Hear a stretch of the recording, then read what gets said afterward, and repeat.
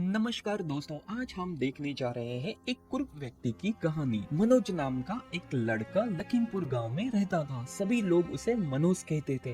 गांव वालों का ये कहना था कि जो भी सुबह सुबह मनोज का चेहरा देखेगा उसे दिन भर रोटी नसीब नहीं होगी। और ये बात धीरे धीरे राजा के पास चली गई। फिर राजा ने सोचा क्या ये हो सकता है, तो उसने मन में ही सोचा चलो मैं मनोज की परीक्षा लेता हूँ। फिर उसने सेवक को बुलाया और कहा जल्दी जाओ और मनोज को मेरे पास लेके आओ। सेवक ने कहा जी महाराज अभी जाते हैं। फिर सेवक मनोज को जाके महल में लेके गए। फिर मनोज को देखते ही राजा ने बोला मनोज इधर आओ, मेरे साथ बैठो।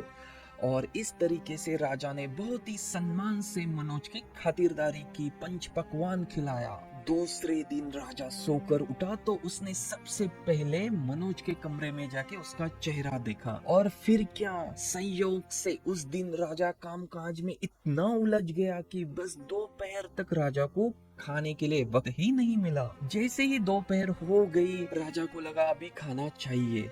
जैसे ही राजा खाने लगा तो उसी वक्त एक सेवक दौड़ते दौड़ते हुए राजा के पास आया और कहा महाराज महाराज जल्दी से चलिए, महारानी सीढ़ियों से गिर गई है। ये सुन के राजा खड़ा होकर रानी की खबर लेने के लिए भाग गया और इसी में पूरी रात हो गई।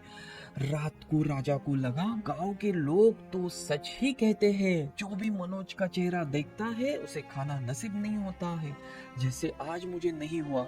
फिर क्या राजा ने एक हुक्म जारी किया और सेवक को कहा कल सुबह मनोज को फांसी पर चढ़ा देना चाहिए। सिपाही तुरंत मनोज को पकड़ के कारागार में ले गए और दूसरे दिन उसे फांसी के जगह पे लेके गए। सुबह फांसी के दिन राजा स्वयं वहां उपस्थित था। राजा ने पूछा मनोज को तुम्हारी कोई अंतिम इच्छा हो तो बताओ अभी के अभी। मनोज भले ही कुरूप था मगर चतुर भी था।